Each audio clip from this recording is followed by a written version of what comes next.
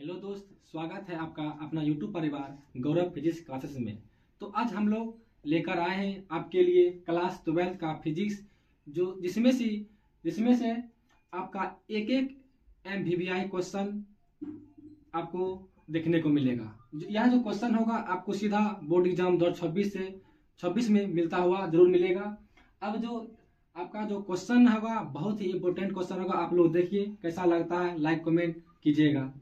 घनत्व, सबसे पहला क्वेश्चन आपका है आवेश घनत्व का सूत्र क्या है। तो आपको यहाँ पर पूछ रहा है सूत्र। यहाँ पर जो सूत्र पूछ रहा है आपको यहाँ पर से सब्जेक्टिव क्वेश्चन पूछता है। 3 को बनता है यहाँ पर से, रेखीय, पृष्ठीय और आयतन। 3 क्वेश्चन में से एक क्वेश्चन फिक्स रहता है। 90% चांस है यहाँ पर से एक क्वेश्चन 2 नंबर आपको जरूर देखने को मिलेगा। तो रेखीय, पृष्ठीय और आयतन। तो आपका जो यहाँ पर क्वेश्चन है पहला आवेश घनत्व पूछ रहा है, इसका सूत्र हो जाएगा आपका ऑप्शन नंबर ए। क्योंकि जो रेखीय आवेश घनत्व होता है वो होता है सिग्मा बराबर Q/A। अगर रेखीय पूछता तो हो जाता L/A, और पूछता है यहाँ पर आयतन तो LE। आयतन तो लास्ट नीचा में सिर्फ B हो जाता है यहाँ पर। इस तरह से आपका जो पहला क्वेश्चन है इसका जवाब ए नंबर। दूसरा क्वेश्चन, एक इलेक्ट्रॉन का आवेश होता है।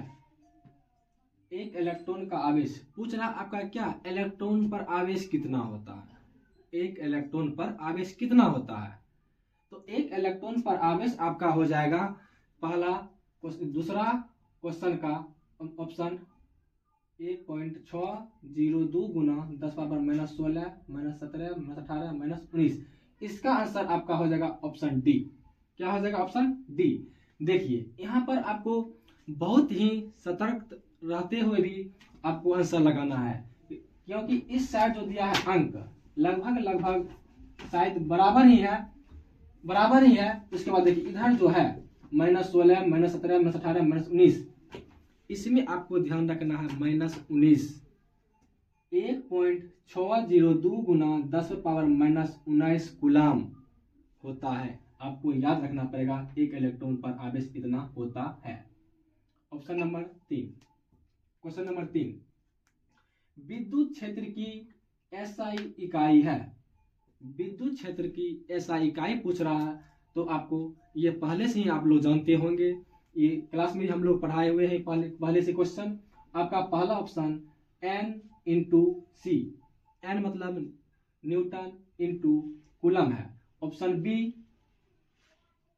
न्यूटन प्रति कूलम। ऑप्शन सी कूलम प्रति newton. Option D newton into metre है।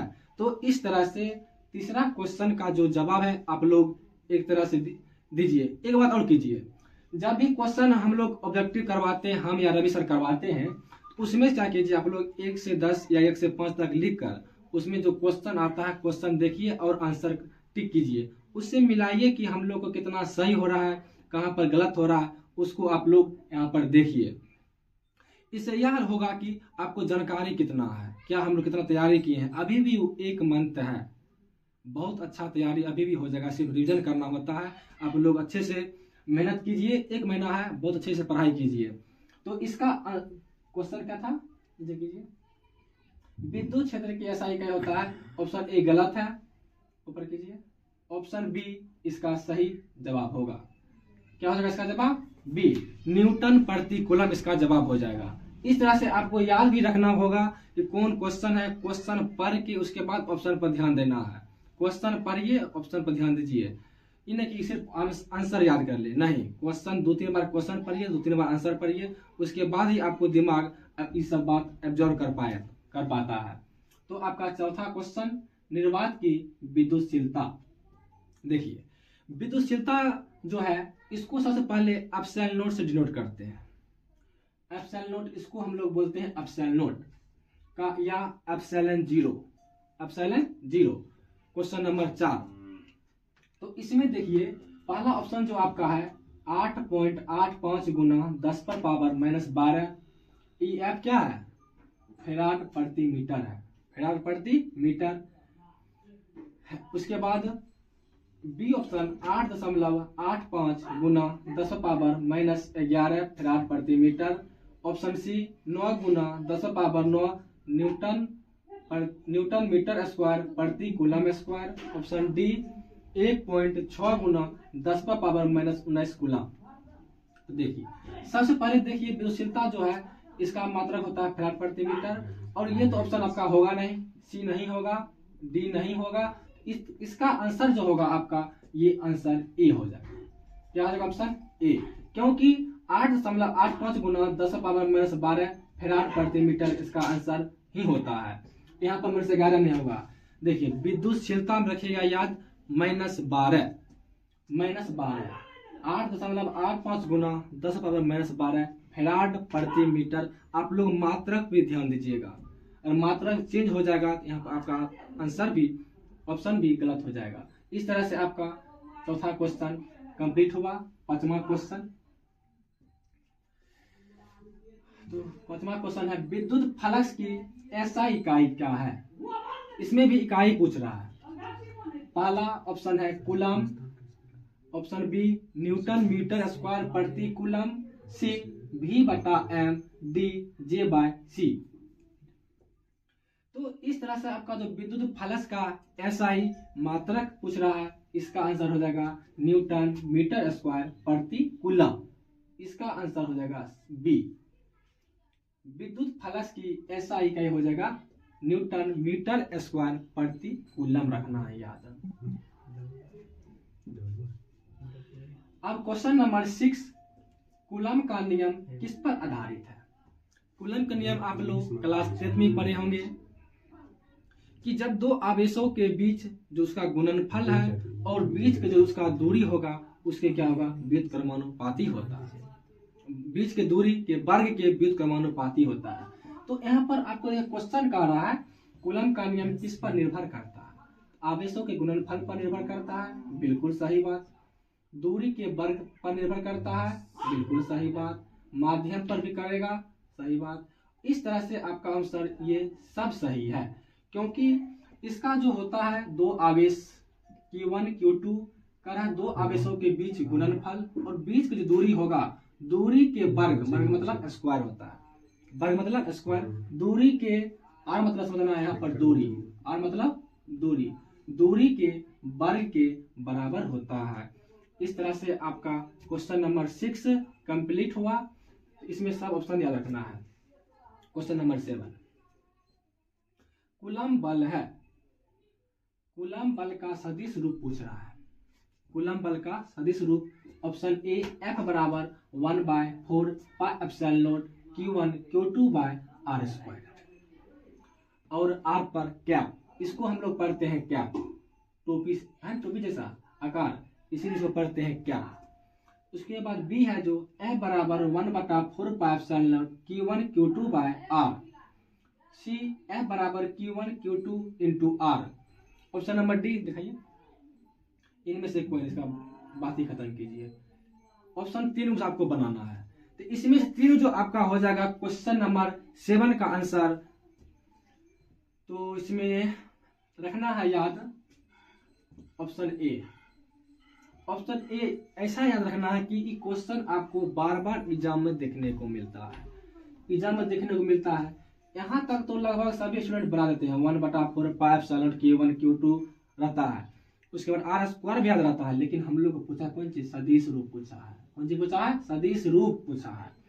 इसमें आपको एक बात हमेशा याद रखना है, इस टाइप का अगर क्वेश्चन पूछा देख लीजिए, इसको याद रखिए आप, R पर कैप रहना जरूरी है, R पर कैप रहना जरूरी है। इस तरह से आपका आंसर ये बिल्कुल ही ऑप्शन ए सही हो जाएगा। ऑप्शन 8 में निकालो। देखिए बहुत ही अच्छा क्वेश्चन है। धनावेशित वस्तु में होता है अधिक इलेक्ट्रॉन, कम इलेक्ट्रॉन, अधिक प्रोटॉन, कम न्यूट्रॉन। अब हम लोग को पहले समझना होगा वस्तु कब आवेशित होता है, कब धनावेशित होता है, कब ऋणावेशित होता है, कब अनावेशित होता है। तो आप लोग केमिस्ट्री भी पढ़े होंगे, आपका सिलेबस भी खत्म होगा, तो आप लोग इसका जवाब दीजिए। अगर जवाब आपका सही होता है तो बहुत ही खुशी की बात है, अगर नहीं होता है फिर भी खुशी की बात है, क्योंकि देखिए क्वेश्चन नंबर 8 धनावेशित वस्तु में होता है अधिक इलेक्ट्रॉन, कम इलेक्ट्रॉन, अधिक प्रोटॉन, कम न्यूट्रॉन। तो सबसे पहले आवेशित जब बात आएगा धनावेशित या ऋणावेशित, तो वस्तु कब धनावेशित होगा, वस्तु कब ऋणावेशित होगा। तो इसको हम लोग को समझने के लिए सबसे पहले कोई वस्तु लेंगे दो। जब दो वस्तु लिए इसमें क्या करना है, अगर मान के चलना है इस वस्तु में अगर आपको 4 इलेक्ट्रॉन है, 4 इलेक्ट्रॉन और 4 प्रोटॉन, इस वस्तु में भी 4 इलेक्ट्रॉन और 4 प्रोटॉन, तो दोनों वस्तु क्या अभी बराबर है जी। तो अभी वस्तु कैसा है, अनावेशित है।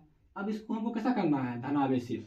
धनावेशित करने के लिए हमको क्या करना पड़ेगा, एक वस्तु में से दूसरे वस्तु में इलेक्ट्रॉन को स्थानांतरण करते हैं। जब भी स्थानांतरण या आवेशित होगा इलेक्ट्रॉन ही ट्रांसफर इधर से उधर होगा, प्रोटॉन नहीं। अब देखिए इसमें अगर 4 इलेक्ट्रॉन है, इसमें भी 4 इलेक्ट्रॉन है, तो हम लोग समझने के लिए इसमें से इसमें क्या कीजिए, 2 इलेक्ट्रॉन, अगर 2 इलेक्ट्रॉन इस वस्तु में से इस वस्तु में ट्रांसफर करते हैं तो इसमें क्या बचेगा, अभी 2 इलेक्ट्रॉन और इसमें हो जाएगा प्लस 2 इलेक्ट्रॉन बराबर 6 इलेक्ट्रॉन। जब इसमें 6 इलेक्ट्रॉन होगा, आपको पता होगा जब इलेक्ट्रॉन जो चार्ज होता है वह माइनस होता है, तो क्या इसमें माइनस वाला जो गुण है अधिक हो जाएगा, क्योंकि प्लस 4 ही प्रोटॉन है और 6 इलेक्ट्रॉन है, जो मतलब इलेक्ट्रॉन की संख्या जो है इसमें अधिक है। ऐसे भी जिस वस्तु में जो चीज ज्यादा रखते हैं वह वैसा बन जाता है। जैसे दूध पानी में अगर पानी अधिक मिलाइएगा तो पानी वाला गुण उसमें अधिक हो जाएगा, अगर दूध अधिक है पानी कम है तो दूध वाला गुण उसमें अधिक हो जाएगा। उसी तरह समझना है, इसमें अगर इलेक्ट्रॉन इसमें अधिक है, चार्ज इसमें माइनस रहता है, तो यह ऋणावेशित हो जाएगा, क्योंकि इलेक्ट्रॉन पर चार्ज कैसा है, माइनस चार्ज है, यह आपका हो जाएगा ऋणावेशित। और इसमें बचा है 2 इलेक्ट्रॉन और 4 प्रोटॉन। जब 2 इलेक्ट्रॉन इसमें बचा है तो 4 प्रोटॉन, इसमें अधिक क्या होगा, इलेक्ट्रॉन या प्रोटॉन, तो प्रोटॉन हो जाएगा। तो प्रोटॉन चार्ज कैसा होता है, प्लस होता है।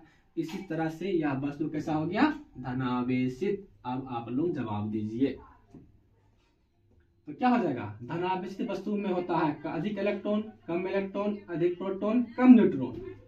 तो इस तरह से आपका ये क्वेश्चन का जो जवाब होगा इसमें हो जाएगा कम इलेक्ट्रॉन, ऑप्शन बी सही होगा, क्योंकि कम इलेक्ट्रॉन ही कैसा होगा, वस्तु धनावेशित होगा। कैसा होगा, धनावेशित होगा। चलिए क्वेश्चन नंबर 9 थोड़ा इरेज कर देते हैं इस पर।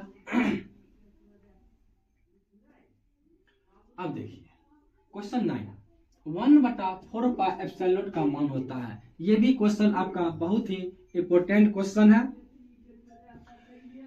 क्योंकि ये क्वेश्चन भी बहुत एग्जाम में पूछता है। Option A 9 × 10⁻9 newton metre square प्रति coulomb square, 9 × 10⁻−9 newton metre square प्रति कूलम स्क्वायर, 8.85 गुना, ये होगा नहीं, डी होगा नहीं।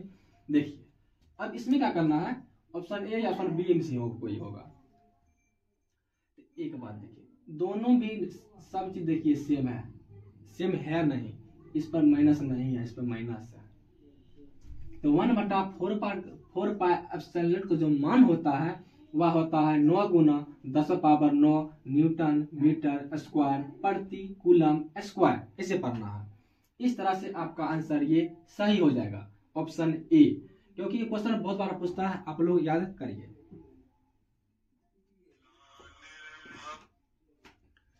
क्वेश्चन नंबर 10 गॉस के नियम के अनुसार कुल फ्लक्स होता है। जो गॉस के नियम के अनुसार कुल फ्लक्स होगा वो आपका, ये भी क्वेश्चन यहाँ पर 2 नंबर पूछता है क्वेश्चन, गॉस के नियम के अनुसार या विद्युतीय फ्लक्स क्या है, ये क्वेश्चन आपका 2 नंबर है, यहाँ से याद रखिएगा। और ऑप्शन ए है Q/ε0, बी ε0/Q, सी Q²/ε0, डी 0। ये तो होगा नहीं, कि ये होगा नहीं, ऑप्शन ए या बी में कोई होगा। ऑप्शन इसका हो जाएगा ए, जो कुल फ्लक्स होगा उसका जो होगा मतलब पूरा आवेश पर Q/ε0 के बराबर होगा। इस तरह से आपका आंसर ये डी सही हो जाएगा। 11 नंबर क्वेश्चन, बहुत ही अच्छा क्वेश्चन है। गॉसियन सतह से निकलने वाला फ्लक्स निर्भर करता है। ऑप्शन ए सतह के आकार पर, ऑप्शन बी आवेश के स्थान पर, ऑप्शन सी कुल आबद्ध आवेश पर, ऑप्शन डी क्या है विद्युत क्षेत्र पर। नीचे कीजिए विद्युत क्षेत्र पर। तो इसका जो सतह की गॉसियन सतह जो होता है उसका कहने का मतलब है कि कोई गोल सतह रहेगा, गोल टेढ़ा मेढ़ा कैसे भी हो, लेकिन उसका आकार जो होगा चारों बगल से बंद होना चाहिए। चारों बगल से क्या होना चाहिए? बंद होना चाहिए। कोई आकार है वह बंद होना जरूरी है, चाहे टेढ़ टार जैसे भी हो। तो सतह के आकार पर भी निर्भर करता है, आवेश के स्थान पर भी निर्भर करता है, उसके बाद आवेश के स्थान पर है कुल आबद्ध आवेश पर। इसे जवाब ए भी थोड़ा बी भी मिला जुला के ठीक है, लेकिन अगर ए भी नहीं दिया है तो इसका आंसर ए मार लीजिए। गॉसियन सतह से निकलने वाला फ्लक्स निर्भर करता सतह के आकार पर भी, कैसा आकार है। थोड़ा सा ये भी ऑप्शन सही लग रहा है, सही है भी, आकार का स्थान पर निर्भर करता है, लेकिन ए मारिए आप लोग, सही है मारिए। 12 नंबर क्वेश्चन, अनंत लंबी आवेशित चाल के कारण विद्युत क्षेत्र होता है। अनंत लंबी आवेशित तार के कारण विद्युत क्षेत्र होता है। तो π/2 λ/2 πε0r λ/πε0r λ/4 πε0r इनमें से कोई नहीं। देखिए सबसे पहले इसमें क्या करना पड़ेगा समझने के लिए, लंबी आवेशित तार लेना है। आवेशित तार, इसके कारण पूछ रहा है विद्युतीय क्षेत्र, ई पूछ रहा है। ई पूछ रहा है तो मतलब क्या 1/4 π/2 ε0 r। इसका जवाब जो होगा आपका ए हो जाएगा। π/2 λ/2 πε0r इसका सही आंसर होगा इसका। 13 नंबर क्वेश्चन, अनंत समतल आवेशित पत्र के कारण विद्युत क्षेत्र होता है। देखिए अनंत समतल, अनंत मतलब हम लोग कहा भी नहीं सकते हैं, जितना तुलना नहीं करेंगे उतना मतलब तो समझिए बहुत दूर जहां हम लोग देख भी नहीं सकते हैं। अनंत समतल आवेशित पत्र मतलब समझना है कोई पेज, क्या समझना है पेज, पत्र के कारण विद्युत क्षेत्र पूछ रहा है। तो option A sigma by epsilon, sigma bye 2 epsilon, sigma bye 2 sigma by epsilon, option D शून्य है। तो इस तरह से जो आपका क्वेश्चन है 13 नंबर, इसका जवाब दीजिए आप लोग। इसका जवाब आपका हो जाएगा ऑप्शन ए, क्योंकि सिग्मा बराबर एप्सिलॉन ठीक सही जवाब है। ठीक है, दो नहीं होगा, इसका जवाब दूसरा हो जाएगा। ठीक है, ये सही है। अनंत समतल आवेशित पत्र के कारण विद्युत क्षेत्र होता है। ठीक है ये। अब देखिए सबसे आसान क्वेश्चन है, आवेश का बीमा क्या है। आवेश का बीमा बनाइए आप लोग, बहुत ही आसान क्वेश्चन है आवेश का बीमा। क्वेश्चन नंबर 14, इसका जवाब आप लोग कमेंट में दीजिएगा, हम नहीं बनाएंगे। 14 का ए, चलिए बने छोड़ दिए 14 नंबर, आप लोग बनाइए। क्वेश्चन नंबर 15, एप्सिलॉन की ऐसा इकाई है। देखिए लगभग तीसरा चौथा क्वेश्चन आ गया एसआई मात्रक वाला। जितना भी 1-2 चैप्टर का है आप लोग एसआई मात्रक, बीमा, अदिश राशि, सदिश राशि, ये आप लोग जरूर ही तैयारी कर लें। 1 या 2 नंबर जरूर ही पूछता है, 1 या 2 नंबर का आपको जरूर पूछेगा ही पूछेगा। तो एप्सिलॉन को ऐसा इकाई है न्यूटन प्रति मीटर, फैराड प्रति मीटर, कूलम प्रति हो जाएगा। चलो एप्सिलॉन की ऐसा इकाई है, इसका आंसर हो जाएगा ए न्यूटन प्रति मीटर नहीं होगा, फैराड हो जाएगा, सॉरी बी मारो बी। इसका आंसर हो जाएगा एप्सिलॉन की ऐसा इकाई है फैराड प्रति मीटर। हाँ ठीक है, फैराड प्रति मीटर हो जाएगा। किसमें विद्युत फ्लक्स इकाई नहीं है? विद्युत क्षेत्र, विद्युत विभव, विद्युत बल, विद्युत फ्लक्स। तो क्वेश्चन नंबर जो 16 है आपका, किसमें विद्युत फ्लक्स का इकाई नहीं है, विद्युत क्षेत्र हो जाएगा, विद्युत विभव हो जाएगा, विद्युत बल हो जाएगा, इसमें आपका ऑप्शन हो जाएगा डी, विद्युत फ्लक्स हो जाएगा। क्या हो जाएगा आपका? विद्युत फ्लक्स। विद्युत क्षेत्र होगा नहीं, चल ठीक है, डी ठीक है। चलिए 17 नंबर क्वेश्चन पूछ रहा है EMU एवं ESU का अनुपात होता है। EMU या ESU का, चलिए अब देखिए यहाँ पर होता है एक EMU, उसके बाद पूछा है ESU। तो सबसे पहले जानिए EMU का मतलब इलेक्ट्रोमैग्नेटिक यूनिट, इलेक्ट्रोस्टैटिक यूनिट होता है। तो होता क्या है, सबसे पहले एक इलेक्ट्रोमैग्नेटिक यूनिट बराबर इसका हो जाएगा 10 कूलम। कितना हो जाएगा? 10 कूलम। उसके बाद जो होगा ESU होता है, इसका मान जो होगा ESU इलेक्ट्रोस्टैटिक यूनिट 1/3 इंटू 10⁻9 होता है। 9 होता है, सॉरी माइनस होगा, -9 होता है। अब देखिए इसको बनाने के लिए सबसे पहले आपको इतना बात जानकारी होना बहुत जरूरी है। एक EMU बराबर होता है 10 कूलम, एक ESU बराबर होता है 1/3 इंटू 10⁻9 कूलम होता है।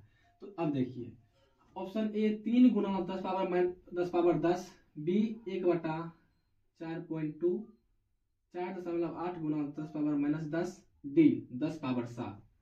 अब देखिए हमको लाना है कैसे, इंटू में, तो इसमें बी तो होगा नहीं है, सी भी नहीं होगा। अब देखिए तो हल कीजिए, 10 कूलम और बटा में 3 गुना 10⁻9 कूलम होगा। अगर ये ऊपर इसको कर देते हैं कि इसको हम लोग लिख सकते हैं 3 गुना 10⁻10, क्योंकि जब यहाँ पर -9 है ऊपर जाएगा तो प्लस होगा, प्लस हो जाएगा तो यहाँ पर 9 ऊपर गया तो ये वाला 0 इसमें जुड़ जाएगा, या 9 वाला -9 इसमें जुड़ जाएगा, क्या हो जाएगा 10। 3 गुना 10⁻10 इसका आंसर ए सही हो जाएगा। तो EMU और ESU का अनुपात ऐसे हम लोग बनाते हैं। क्वेश्चन नंबर 18,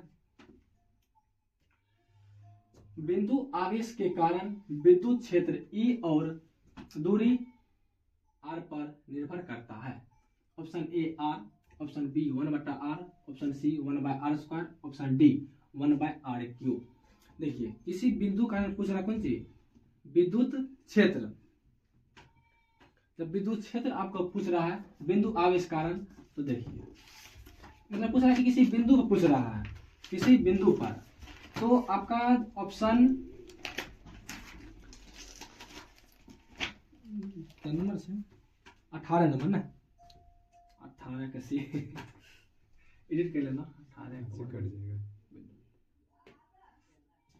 चलिए 18 का ऑप्शन, बिंदु आवेश कारण विद्युत क्षेत्र E दूरी R निर्भर करता है। ए R 1/r, 1/r² और 1/r³।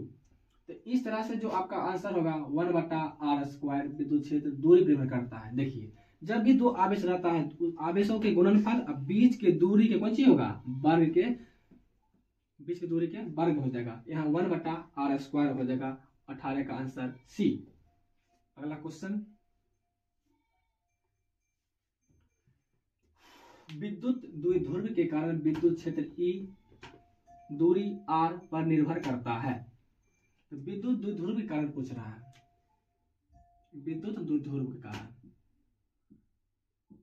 विद्युत द्विध्रुव के कारण विद्युत क्षेत्र पूछ रहा है। तो R 1/r², 1/r³, डी क्या है, डी 1/4 ये तो होगा नहीं, मुझे कीजिए। विद्युत द्विध्रुव के कारण विद्युत क्षेत्र E R दूरी पर निर्भर करता है। ये हो जाएगा आपका ऑप्शन सी, 19 का हो जाएगा सी, क्योंकि इसका जो हल कीजिएगा, हल करने के बाद आपका आंसर ये आता है। हम लोग डेरिवेशन में बताए हुए भी है कि कैसे 1/r³ आएगा। चलिए क्वेश्चन नंबर 20,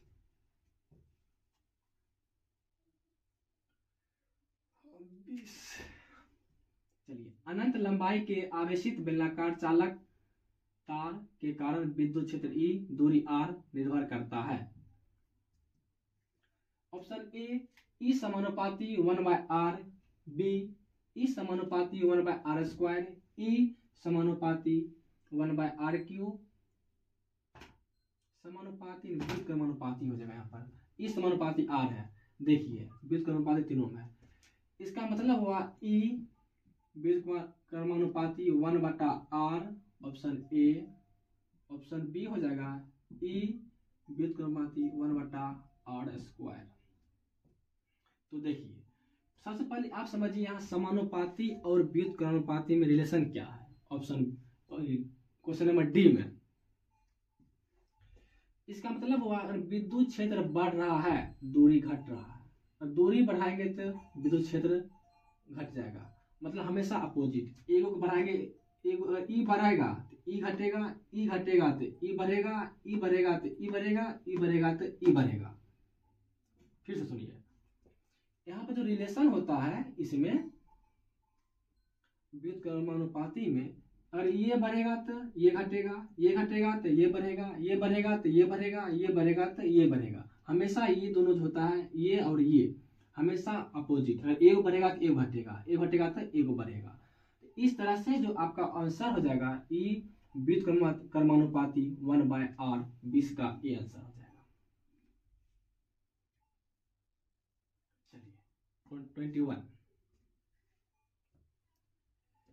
चलिए विद्युत फ्लक्स निर्भर करता है, विद्युत फ्लक्स निर्भर करता है बंद सतह के अंदर कुल आवेश पर, बंद सतह के रूप में, बंद सतह के आकार पर, उपर्युक्त सभी। तो विद्युत फ्लक्स तो निर्भर करेगा कुल आवेश पर निर्भर करेगा, या बंद सतह पर निर्भर करेगा, बंद सतह के आकार पर निर्भर करेगा।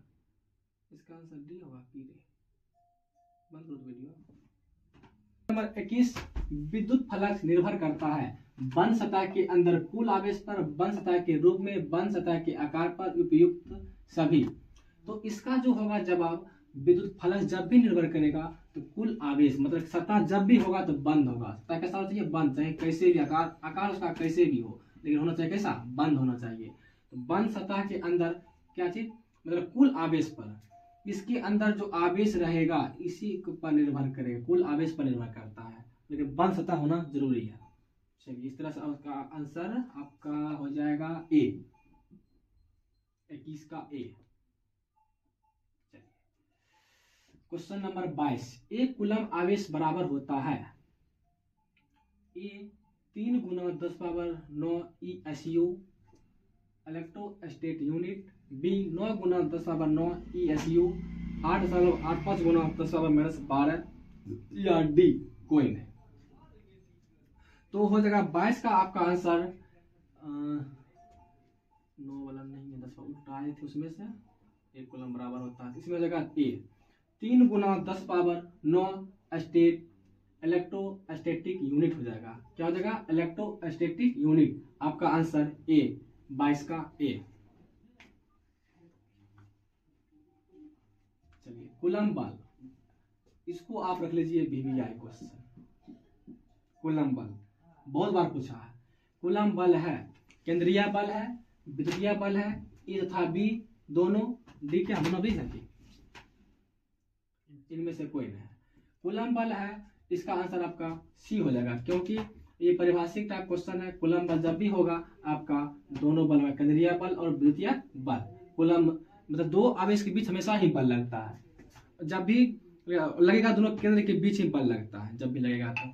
चलिए क्वेश्चन नंबर 24, चलिए इलेक्ट्रॉन का विशिष्ट आवेश होता है 1.8 × 10⁻11, 1.8 × 10⁻−19, 1.9 × 10⁻−19, इनमें से कोई नहीं।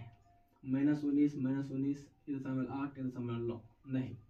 इसका आंसर हो जाएगा ये 1.8 × 10⁻11, इसका सही आंसर हो जाएगा। क्योंकि देखिए फंसाने के लिए दोनों सेम दे दिया है, लेकिन ऊपर देख लीजिए घात चेंज कर दिया है। आपको रखना है याद, इलेक्ट्रॉन का विशिष्ट जो आवेश होगा, आंसर 1.8 × 10⁻11 आपको याद रखना है। अब लास्ट क्वेश्चन आपका 25,